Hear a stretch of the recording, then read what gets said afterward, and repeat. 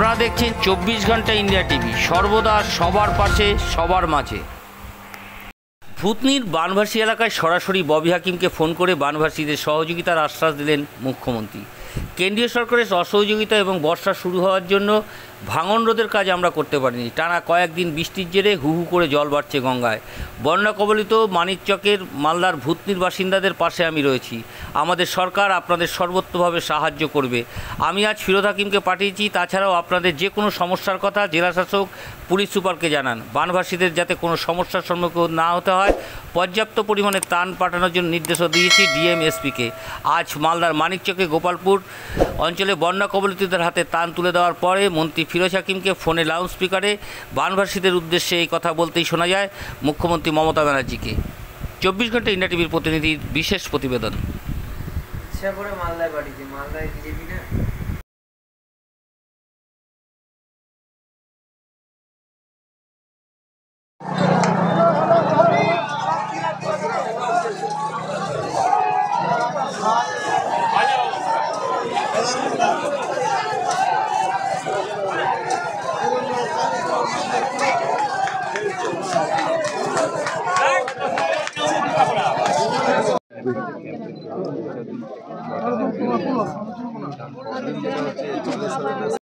যারা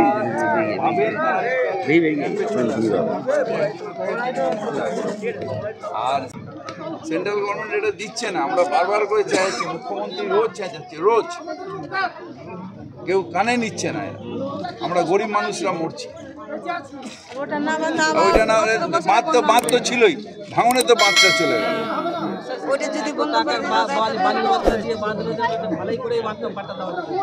ঢালাই তো আমরা করতে পারি না, গঙ্গা সেন্ট্রাল গভর্নমেন্টে মোদী সরকার করছে না, আমরা সাজা দিচ্ছে আমাদের। যাই হোক, যেটা আমাদের এখন কেবলমাত্র ভূতনি এলাকায় ভূতনি এলাকায় বিভিন্ন মানিকচকে আছে, সব বন্যা পরিস্থিতির কারণে বন্যা পরিস্থিতি। আচ্ছা স্যার, বালির বস্তা দিয়ে কাজ নিয়ে বারবার এখানকার লোকাল মানুষরা আমরা বালির বস্তা ছাড়া করব কি? গঙ্গা ভাঙন তো সেন্ট্রাল গভর্নমেন্ট করবে, সেখানের সিট পাইলিং করে যে খরচা সেটা সেন্ট্রাল গভর্নমেন্ট করবে। স্টেট থেকে তো টাকাটা সেন্ট্রাল তুলে নিয়ে যায়। সেখানে এই গঙ্গা হচ্ছে ন্যাশনাল গঙ্গা প্রজেক্ট, সেটার পুরোটাই সেন্ট্রাল গভর্নমেন্টের দায়িত্ব, ন্যাশনাল গঙ্গা। এবং সেইখানে গঙ্গা ভাঙন রোধটা সেন্ট্রাল গভর্নমেন্টের দায়িত্বে পড়ে।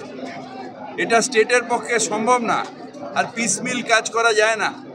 আমরা ওই বালির ভয়াবহ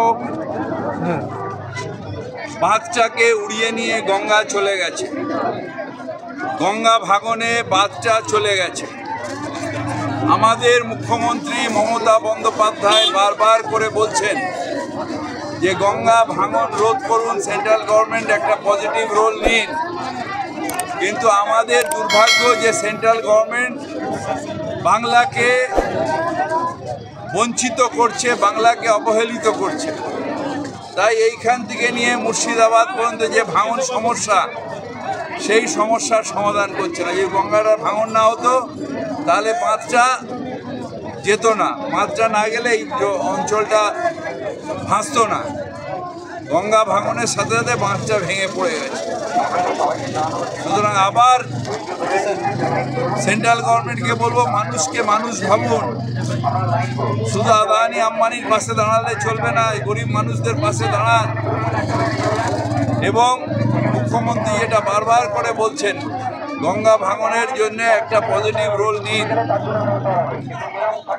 অত্যন্ত ব্যথিত, হাজার হাজার লোক ঘর ছাড়া হয়ে রয়েছে, হাজার হাজার লোক ঘরে সব কিছু খুইয়ে দিয়েছে, মারা গেছে। একটা বাবার সাথে দুটো ছেলে মারা গেল। এই অবস্থায় পুরো মালদা রয়েছে। মুর্শিদাবাদের গঙ্গা ভাঙন হচ্ছে। এখন যদি ফরাক্কা হাত গুটিয়ে বসে থাকে, এই অঞ্চলগুলোকে দেখার দায়িত্ব, গঙ্গার দায়িত্ব হচ্ছে গঙ্গা ভবনের। শুধু জল বন্টন করবে, কত বাংলাদেশে যাবে সেটা না করে মানুষকে বাঁচানোর জন্য আগে ব্যবস্থা নিক। সরকারিভাবে কথা বললেন রয়েছে, হ্যাঁ